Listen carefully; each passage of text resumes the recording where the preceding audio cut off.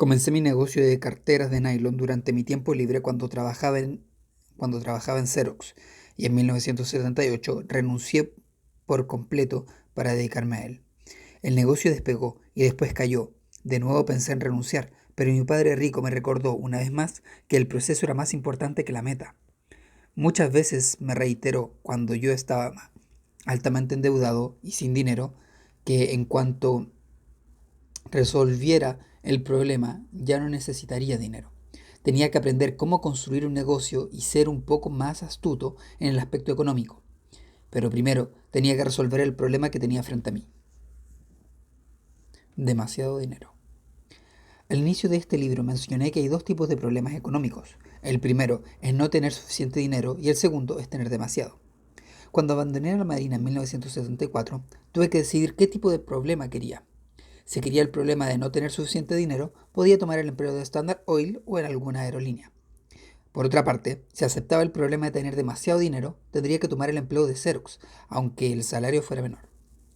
Como habrás notado, me decidí por tener demasiado dinero. Yo no solo deseaba dinero, sino educación. Escogí Xerox porque ya había comprobado que podía ser oficial de un barco y que podía ser piloto. Lo que no sabía era si era capaz de convertirme en empresario. Fracasar era una posibilidad, pero enfrentarme al riesgo resultaba más interesante. Si hubiera permitido que el temor al fracaso o a ser pobre ganara, jamás habría despegado. Mucha gente no incrementa su IQ financiero 1 porque se apega a lo que ya conoce.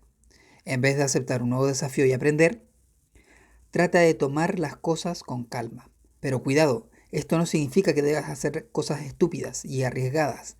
Hay muchos desafíos que podríamos enfrentar, pero preferimos no hacerlo. Por ejemplo, pude haber escalado el monte Everest o inscribirme en un programa de la NASA para astronautas. O podría haber entrado a la policía y postularme como candidato para un cargo público. Lo que quiero decir es que escogí con cuidado mi siguiente desafío. Fui cauteloso y me pregunté a mí mismo, ¿cómo será mi vida si acepto este desafío y tengo éxito? Esa es la misma pregunta que te pido que formules para ti. Helen Keller, la mujer en quien está inspirado el personaje principal de la película La Maestra Milagrosa, alguna vez dijo, la vida es una aventura arriesgada o no es nada. Estoy totalmente de acuerdo. Opino que una forma de incrementar tu inteligencia financiera uno es considerar la vida como una oportunidad de riesgo y aprendizaje. Para demasiada gente en la vida se debe jugar con calma, hacer lo correcto y preferir la seguridad que representa un empleo de por vida. Por otra parte, tu existencia no tiene que ser arriesgada o peligrosa.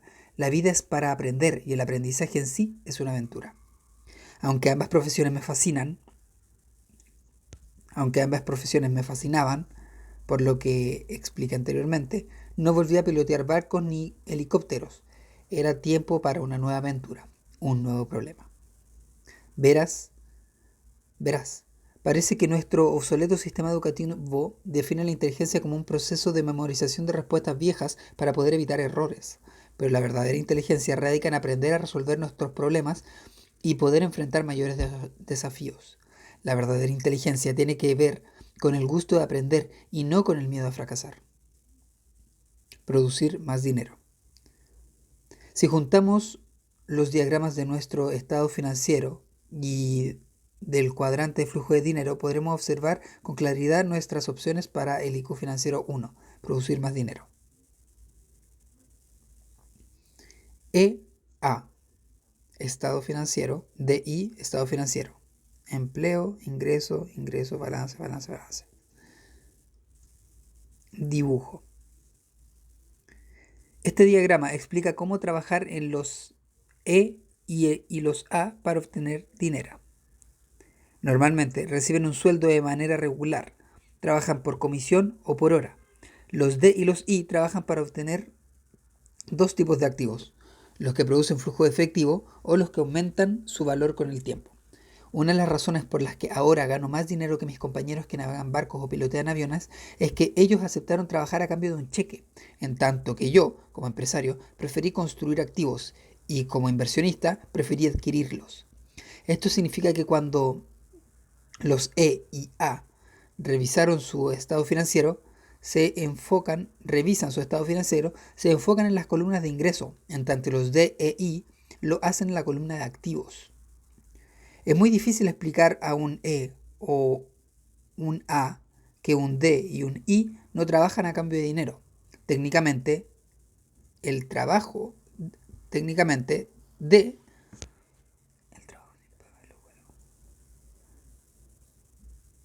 técnicamente, del trabajo sin paga, lo cual es un concepto difícil de aprender.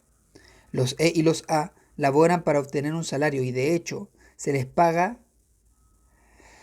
debe pagar antes de trabajar. Trabajar sin ser remunerados posiblemente por años no es parte de su estructura emocional o profesional. A veces pueden ser voluntarios en actividades caritativas o trabajar pro bono para causas nobles. Pero cuando se trata de un ingreso personal, solo lo hacen a cambio de dinero. Como regla general, no se empeñan en construir o adquirir activos. En términos contables, los E y los A trabajan por un ingreso que ya ganaron, y los D y los I por un ingreso pasivo o de portafolio. En el siguiente capítulo, que trata del IQ Financiero 2, Proteger tu dinero, descubrirás por qué el tipo de ingreso de una persona representa la gran diferencia económica. El ingreso ya ganado es el más difícil de proteger de los depredadores financieros. Por eso, trabajar a cambio de un ingreso de este tipo no representa una acción inteligente en términos económicos. Muchos autoempleados no poseen un negocio propio, solamente cuentan con su empleo. Lo anterior significa que si el autoempleado deja de trabajar, su ingreso cesará o decrecerá. Por definición, un empleo no es un activo. Los activos ponen dinero en tu bolsillo, trabajes o no. Si quieres saber más sobre las diferencias de los cuadrantes E y A, D e I, anímate a leer mi segundo libro de la serie Padre Rico, El cuadrante del flujo del dinero. ¿Por qué los ricos se vuelven más ricos? Cuando observes el diagrama siguiente, te será fácil comprender por qué los ricos se vuelven cada vez más ricos. La clase media y pobre batallan demasiado porque laboran a cambio de dinero y de un cheque periódico. Al trabajar por dinero, invariablemente te ves forzado a trabajar más duro y por más tiempo, o a cobrar más para obtener mayores recursos. Trabajar más duro y por más tiempo es físicamente imposible porque todos tenemos una cantidad limitada de tiempo y energía. Una de las razones por la que muchos ricos se vuelven más ricos y es que muchos ricos se vuelven más ricos es que continúan trabajando año tras año en la construcción y adquisición de activos.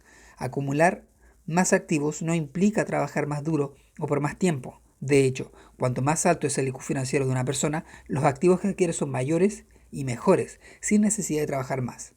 Como puedes ver, los activos arrojan ingreso pasivo y de esa forma producen dinero para los ricos. Cada año, Kim y yo establecemos una meta sobre la cantidad de nuevos activos que deseamos obtener. Pero nuestro objetivo no es ganar más dinero. En 1989, cuando Kim invirtió en bienes raíces por primera vez, su objetivo era adquirir 20 propiedades residenciales en 10 años. En aquel entonces parecía una tarea imposible. Comenzó con una casa de 2 habitaciones y un baño en Portland, Oregon. Y tan solo 18 meses después, no 10 años, rebasó su objetivo.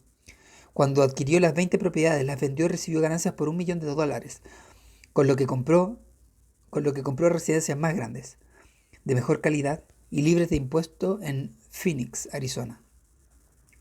Su objetivo personal para 2007 consistió en añadir a su portafolio 500 unidades para renta, pero tan solo ahora cuenta con más de 1.000 unidades que le proveen mensualmente un ingreso pasivo. Permíteme explicar que el ingreso pasivo es aquel sobre el que se agravan menos impuestos. Kim gana más dinero que la mayoría de los hombres y todo eso lo ha logrado como empresaria del cuadrante 1. Mi objetivo ahora es incrementar la cantidad de dinero que provienen de activos como negocios y artículos específicos. Por ejemplo, he invertido fuertemente en compañías de oro y plata. Por otra parte, como empresario de la educación, cada vez que escribo un libro, recibo ingresos de forma de regalías de aproximadamente 50 editoriales en diferentes partes del mundo, durante años. También estoy implementando en el rubro educativo un sistema de franquicias para la distribución. Cuando estuve en el negocio de las carteras de rock and roll, aprendí que es mejor ser quien otorga una licencia que ser quien la solicita.